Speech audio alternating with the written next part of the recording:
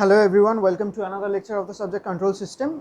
In the previous lecture, not yesterday, in the previous lecture we discussed about various types of elementary signals. So there we discussed about impulse, step and ramp, among which impulse and step is very much used in control system. Okay, now today I am going to discuss about Laplace transform.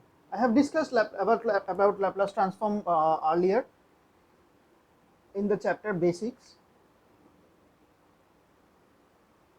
but then I discussed only why we use Laplace transform, because often we will encounter some differential equations to represent any physical system.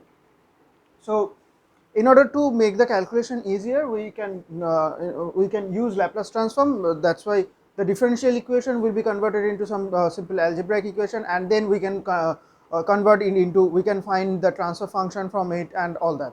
Okay, that's why we used Laplace transform. So what was the formula for Laplace transform? Laplace transform of any time domain function ft was given by Fs. The formula was 0 minus to infinity ft e to the power minus st dt. Okay, it may happen. I can tell you that the function the formula is minus infinity to infinity ft e to the power minus st dt.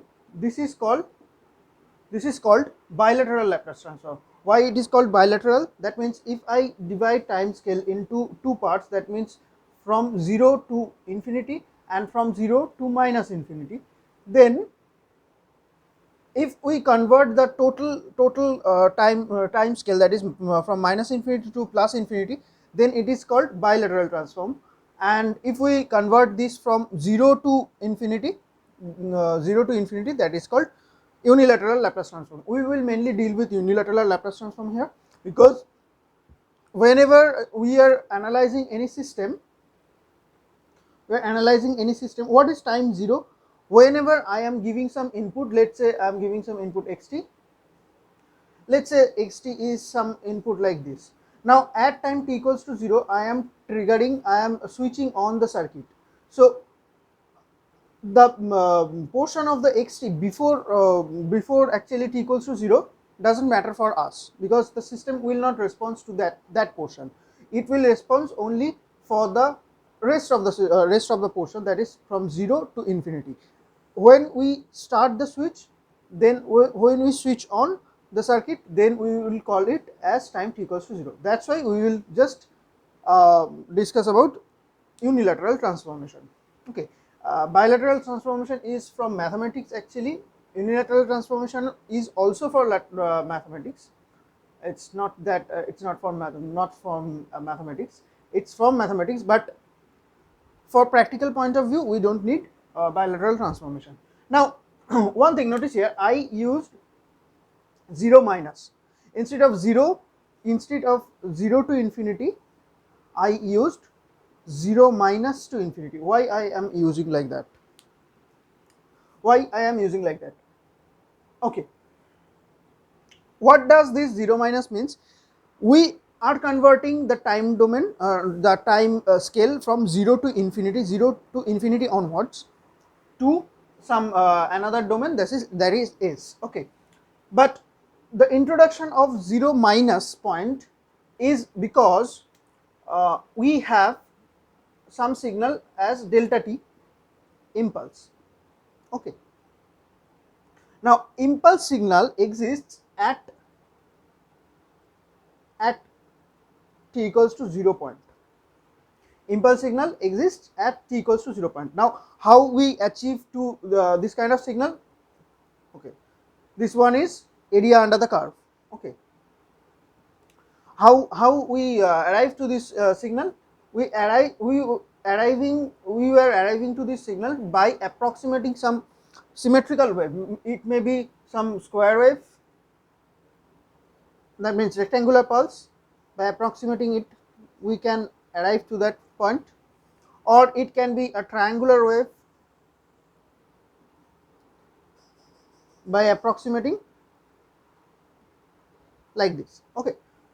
Now the width was tending to 0 and the height was tending to infinity, and that is ideally called impulse function when the width is actually 0 and the height is actually infinity. Now if I consider this kind of rectangular signal, then what I was telling, this one represent area under the curve, and the area under the curve we given as minus infinity to infinity, this xt, here xt is equals to delta t.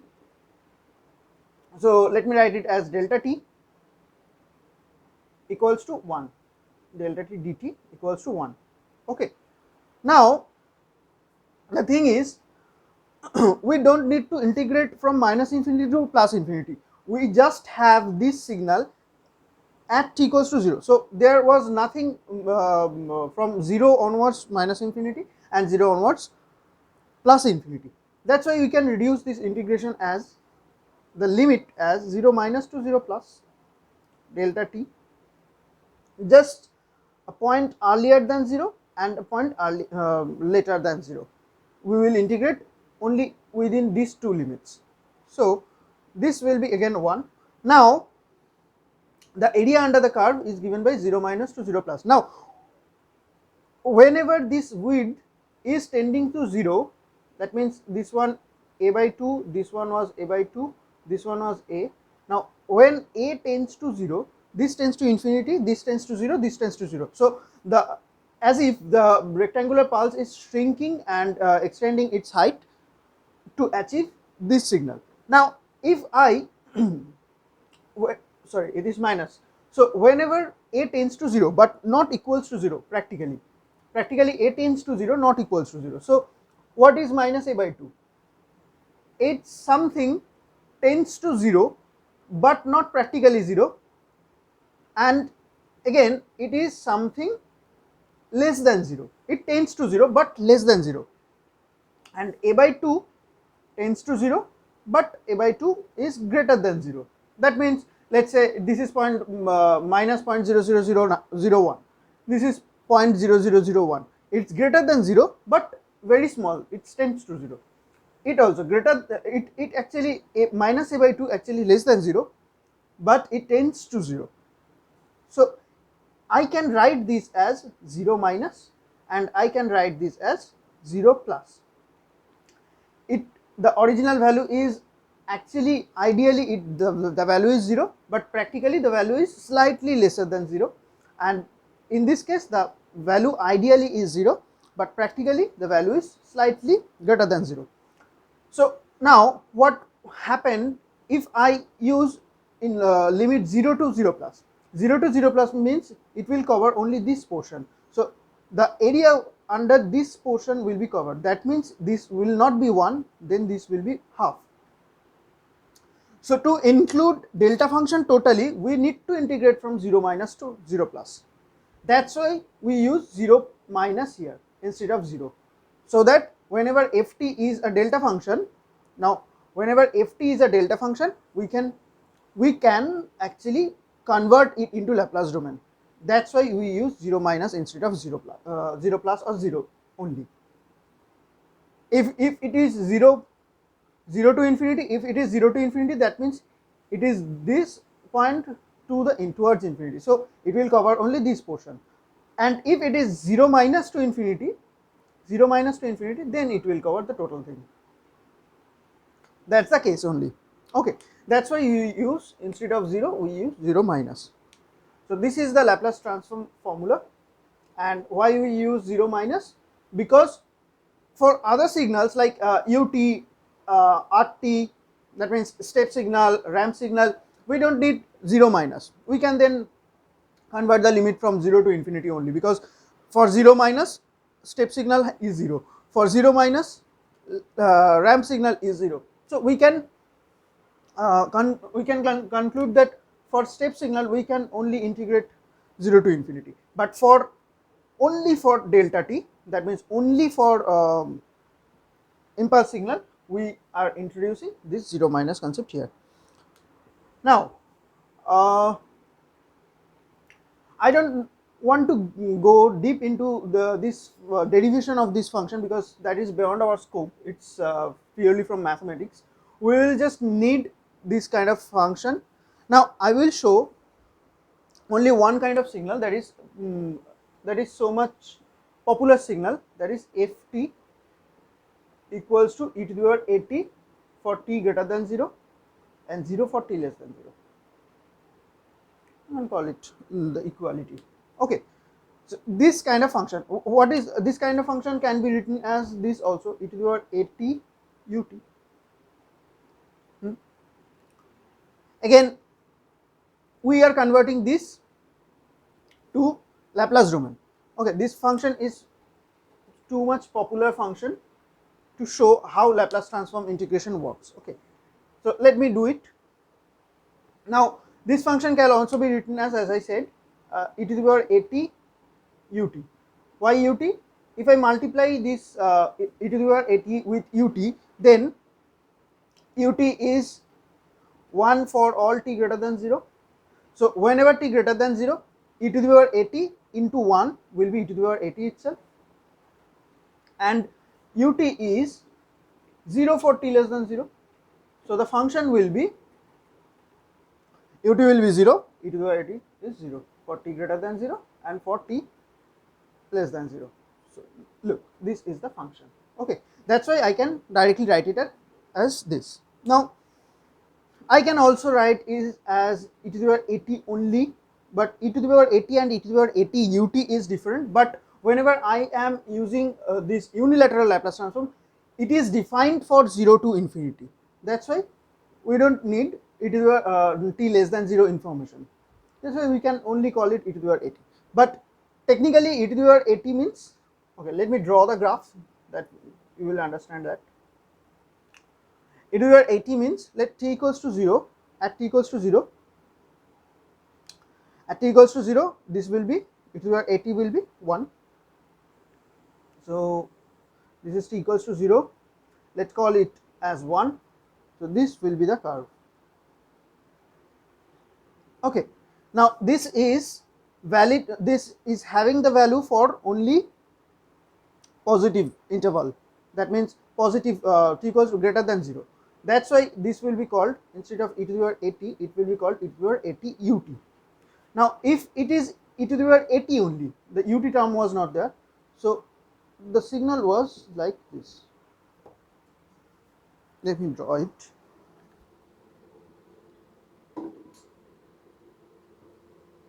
Like this, and this is 1 at t equals to 0.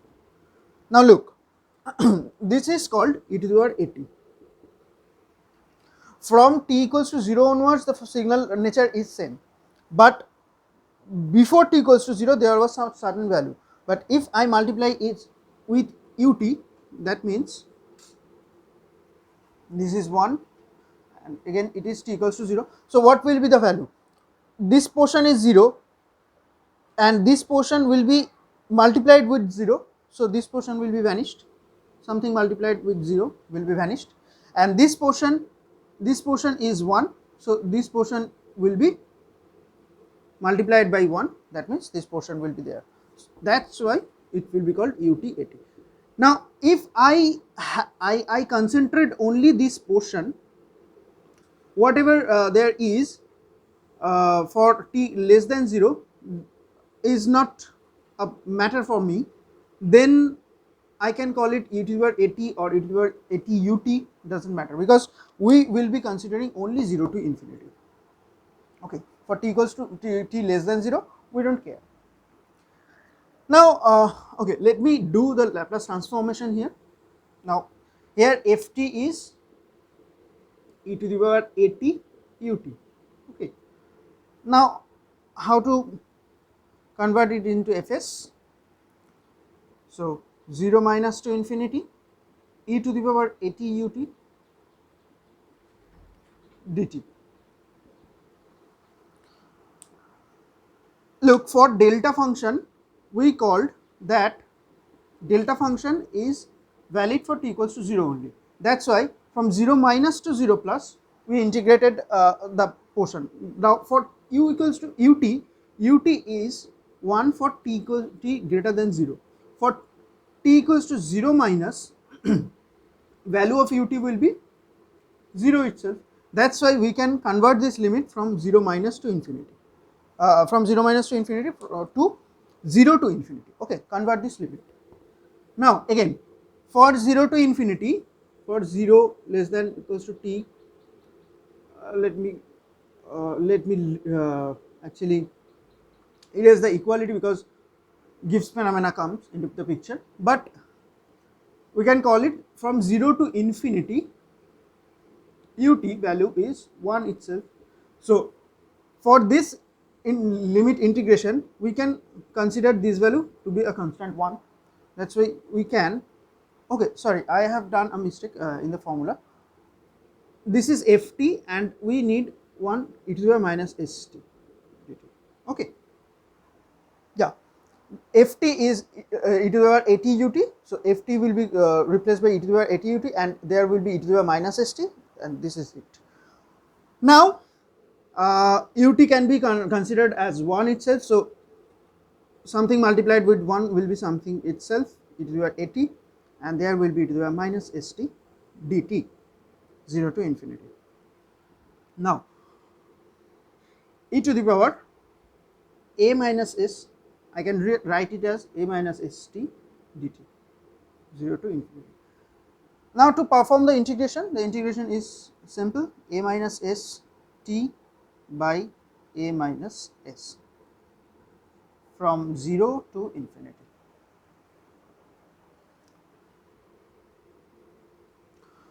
Now put the value of infinity, e to the power a minus s, let us call me as capital T, where limit capital T tends to infinity by a minus s, minus the lower limit e to the power a minus s into 0 by a minus s.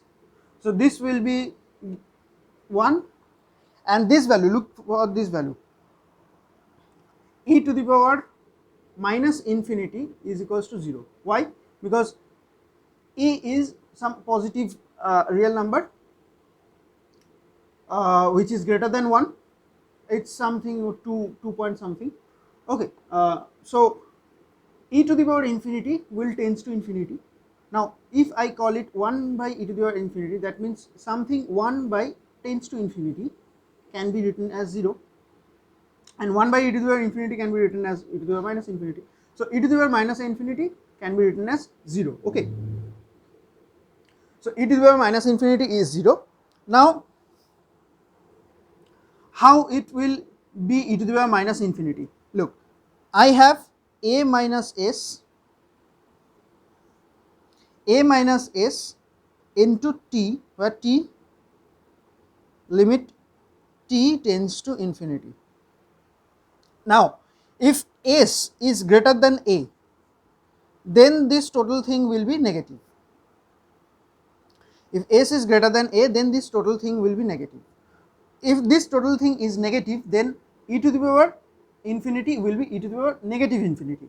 So for s greater than a, I can write it as e to the power negative infinity means 0 for s greater than a,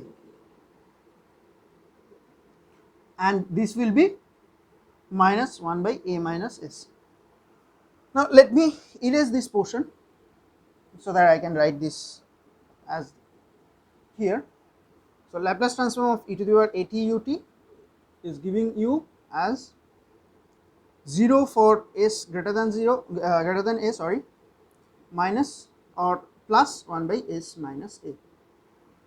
Now as this is 0, we will ignore that and we will consider that s is greater than a, the variable s is greater than a.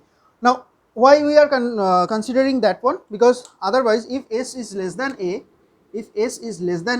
then the value will be infinity. That means the transformation will be diverging. So we need the convergence transformation, because there is a concept called region of convergence, Region of convergence means the value of the independent variable, the range of the independent variable within which the function remains converging.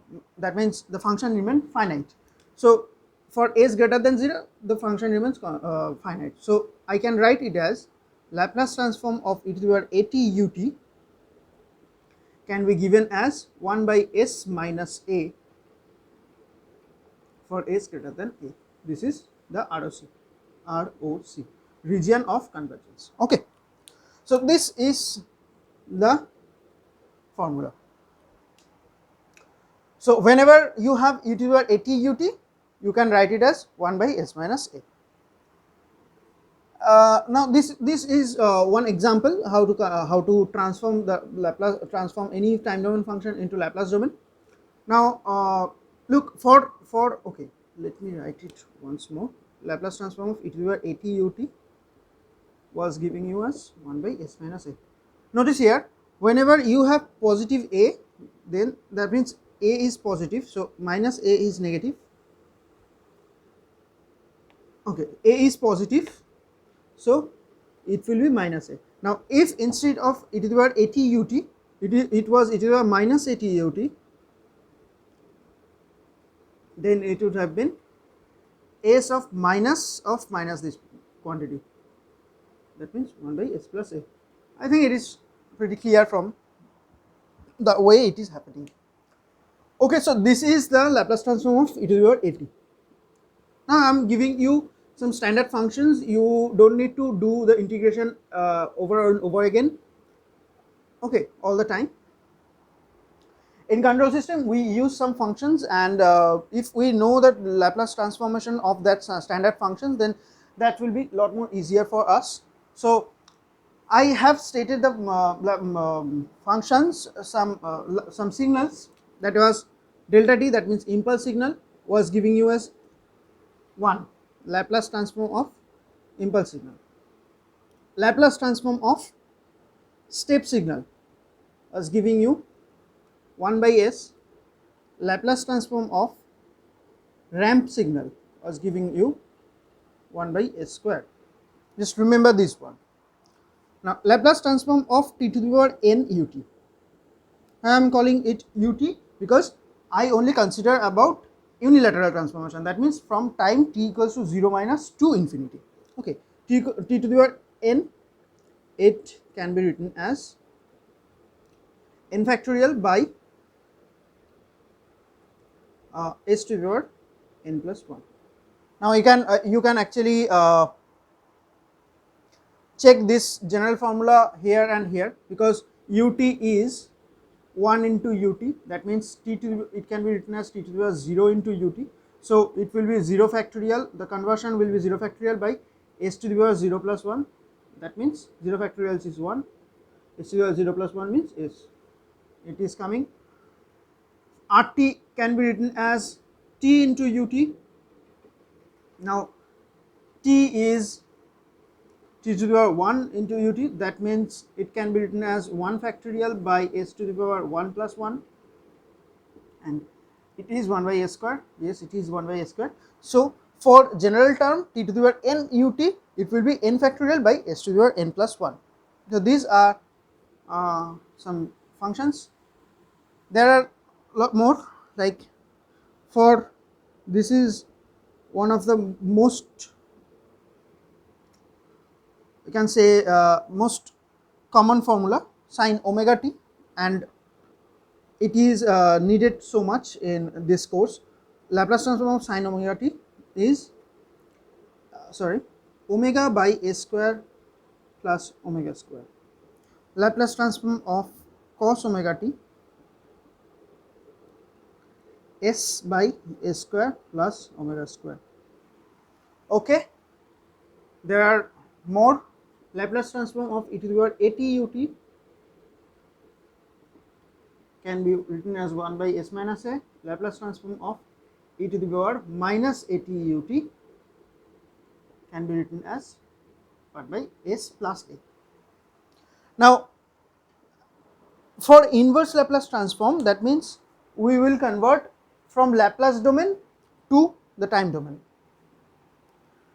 for those kind of problem, sometimes we there is another integral, there is another formula, another integral, but every time we don't, again every time we don't need to evaluate that integral, we will use these standard results.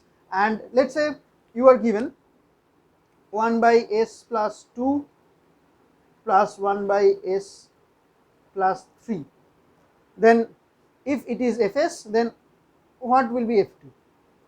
It's pretty sure, like 1 by s plus a is for e to the power minus a t ut. So 1 by s plus 2 means the value of a is 2, so e to the power minus 2 t ut, and for this plus e to the power minus 3 t ut.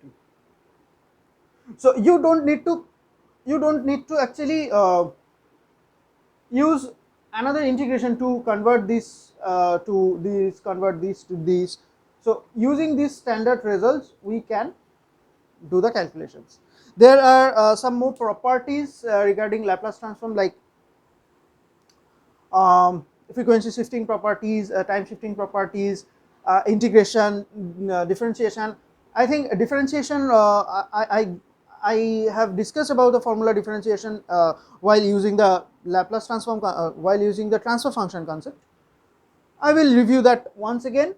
And there is two important theorems, that is final value theorem and initial value theorem. Those things will be discussed in the next chapter. I think you have copied this, so I am erasing all the things. Okay, the time is almost over, so I am not starting the next portion, that is the properties. Okay, we will discuss properties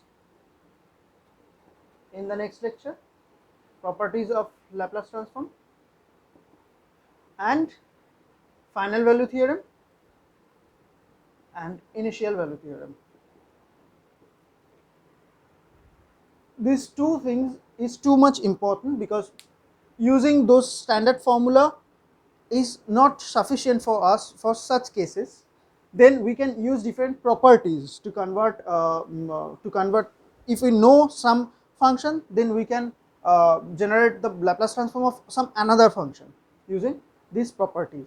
And final value theorem and initial value theorem is useful for obtaining the, you can say, steady state error or something like that. This final value theorem is the final value of time can be calculated from frequency domain itself. That means from s domain itself. You don't need to convert the Laplace domain to time domain. That means you have one fs. Okay, from ft you have one fs. Now I am saying what will be the value of ft for t tends to infinity. That means you have now fs, you need to first convert it ft, then you need to put the limit t tends to infinity, then you can tell me the answer. But final value theorem says, why it is final value? Because t equals to infinity or t tends to infinity means the final value of the function ft. Final value theorem tells that you don't need to do this much of work. You can comment on this value from this itself. This is called final value theorem. Again, for initial value theorem, the same thing for t equals to 0. T equals to 0 means initial value. What is the initial value of the function ft? First you need to convert it to time domain, then you need to convert you need to put t equals to 0, and then you can tell me the answer. Initial value theorem says that you don't need to convert this, because this inverse Laplace transform, in this inverse Laplace transform is sometimes it may be difficult to do, because there are lots of concepts, like you need to actually remember all the standard functions, and you need to do partial fractions, because if it is higher order, then partial fraction will be a lot more difficult to do. That's why converting into time domain from frequency domain is not that much easy, and if it doesn't satisfy any the standard functions, then it may happen that you may need to perform the integration also. So initial value theorem says that you don't need to convert it into time domain. You can comment on this value ft for t equals to 0 from function fs itself. Now again, not all the functions will satisfy these things. There are certain conditions that to be followed, otherwise it cannot comment on initial value and final value, then you need to convert it to time domain. Those things will be discussed in the next lecture onwards. Now I am closing this lecture today. Just remember the standard functions and their Laplace transform. There was what things I have given you: the impulse response, that means sorry, the impulse signal, the step signal, the ramp signal for t to the power n ut, for e to the power at ut, and for sin t, for sin omega t, for cos omega t. Okay, so the rest of the things will be discussed later. Thank you.